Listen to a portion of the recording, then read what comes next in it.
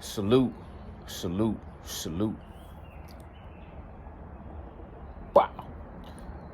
Nocturnal Thoughts, man, what's happening? So, what do I expect in this upcoming bloodbath battle between Josh Taylor, the Tartan Tornado, and the Takeover, Teofimo Lopez? I want to see the weigh-in, of course, because Josh Taylor has had some kind of issues making weight, and he is getting a little older, and he's had some injuries along the way. Teofimo Lopez, he shouldn't have any issues. This is only his third fight, I believe, at 140 pounds. Now, I say this is going to be a bloodbath because both of these dudes bleed like Mali. And Mali, good fuck. But they both got scar tissue and they both bust open and bleed profusely in a lot of their fights, you know? And they styles, to me, tailor-made, you know, pun intended, for somebody to be busted open and gushing blood all over the square circle. Both of these dudes, you know, both of them bust open and bleed. And I don't think that's the issue for either fighter either.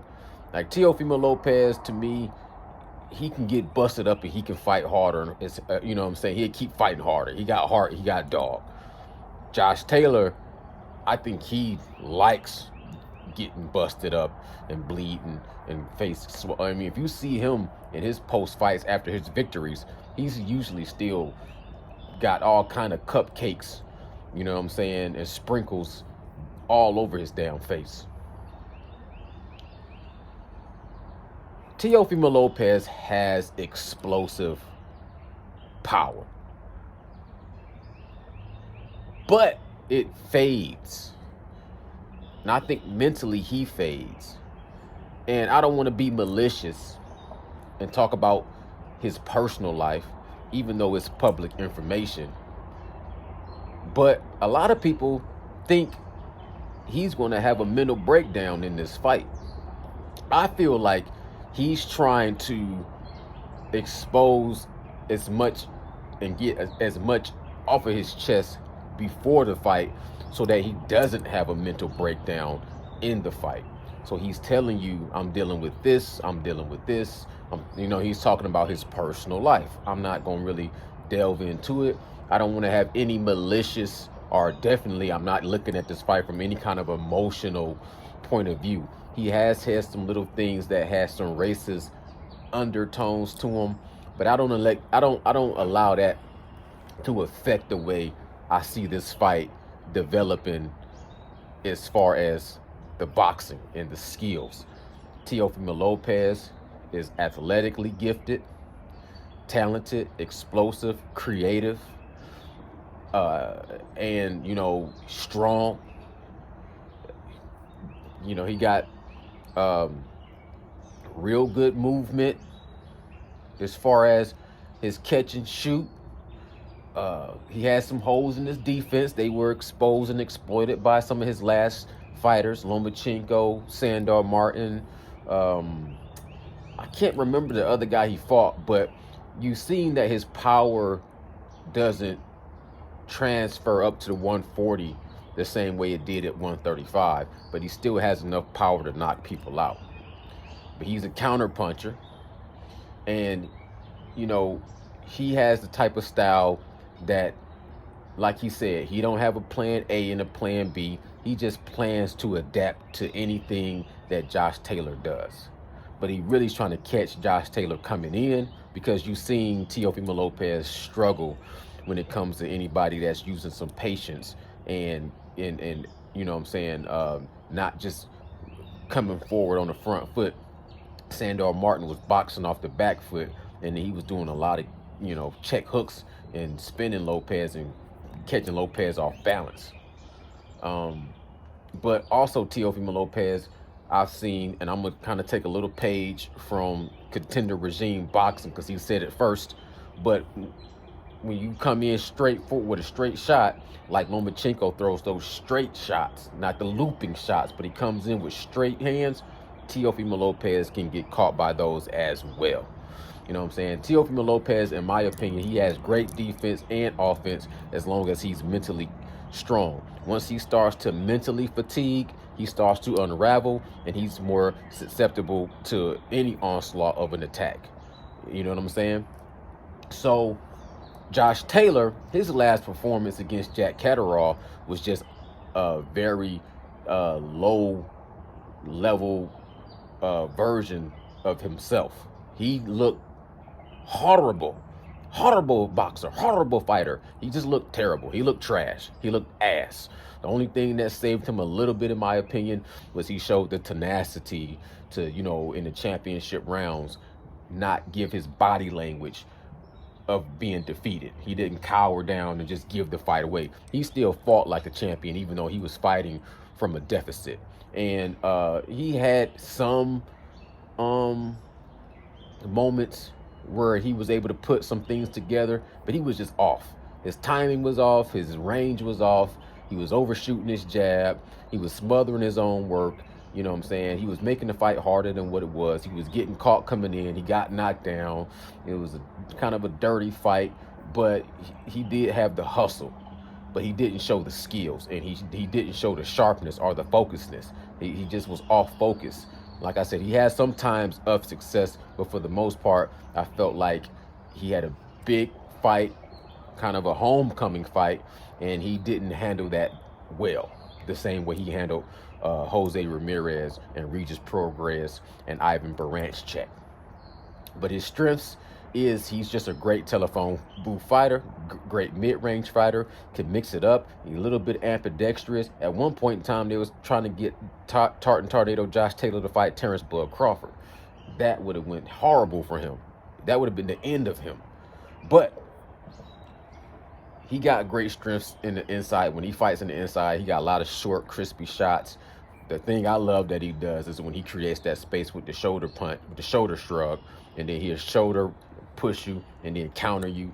And he's sneaky and crafty, and he'll do that. He's gonna do that. I guarantee he's gonna do that. And when he's in his rhythm, you know what I'm saying, he's a force to be reckoned with. You know, I don't see Teofimo Lopez having I don't think he is as slick as Regis Prograis. As far as Regis Prograis is constantly moving and giving you a moving target, and dipping low and swinging. You know, his feet is kind of stationary because he like to be planted and throw his power shots, but his upper body is constant moving. So it's hard to even land a good punch on Regis Prograis. I don't think Teofimo Lopez is that great defensively. Teofimo Lopez likes to try to catch a lot of shots and parry a lot of shots, and he still kind of have a little fugazi, you know what I'm saying, Philly crab shell or Floyd Money Mayweather shoulder roll. And I don't like when Teofimo Lopez try to do his little shoulder roll because it's not perfected. Mayweather does the shoulder roll at a perfected. All these other guys I see trying to do the shoulder roll, eventually they start getting caught with shots. You know what I'm saying? It's not a developed skill that they master, and it's not in their genetics. It's just something that they see somebody else do, and then they try to implement it, and it can look good for a while, but it can't sustain them over a 12-round fight. You know what I'm saying? So when he's moving, when Teofimo Lopez is moving and catching shots, you know what I'm saying, his defense is decent. But once it starts to unravel, he's like a deer in the headlights, in my opinion. You know what I'm saying? And when he goes to sit down in his corner, he's not getting the proper instructions on how to make the adjustments. My thing is this: with all the mental situations in his personal life that he's dealing with, will Teofimo Lopez no mas in this fight? Because something tells me he's suffering, and Josh Taylor is going to take him out of his misery. I love boxing, but there's certain things that's just more important than boxing. And when it comes to your personal life, when it comes to the matters of the heart, you have to take care of those things. so you can have peace and happiness and harmony in your life. You can't have all this chaos going on in your life and then thinking that even if you win this fight, it's going to solve all your problems. And to me, your personal life with your family and your ex-wife and your baby and all that stuff is way more important than boxing. But my thing is this: when it comes to that, I would wish nothing but the best for him in the future. But does he need to take a break from the sport? Has this little roller coaster ride that he's been on ever since his win against Vasily Lomachenko, does he need to take a break physically and mentally? Because it seems like all signs point to you need to go to the rest area and you need to refuel, and you need to reallocate and adjust your mental. By what I'm seeing you project, I'm seeing you need to go and put your life back together, and you might not need to be participating in a sport where you aren't focused. Like Mali said, he needs to be focused for the fight. Josh Taylor, he's got ring rust on him. He hasn't been active. He's been plagued with injuries. He didn't look good in this last performance. You know what I'm saying? He has some issues making the weight. But he is still the type of performer and fighter that will definitely put your neck in the guillotine and chop your head off. He is nothing to be toyed with, played with, taken lightly. He's not a type of a fighter or a boxer that's going to have mercy. He will be an executioner if it's your time to be executed. He is the type of fighter that will put on the executioner mask and take the axe, and he will take your head off.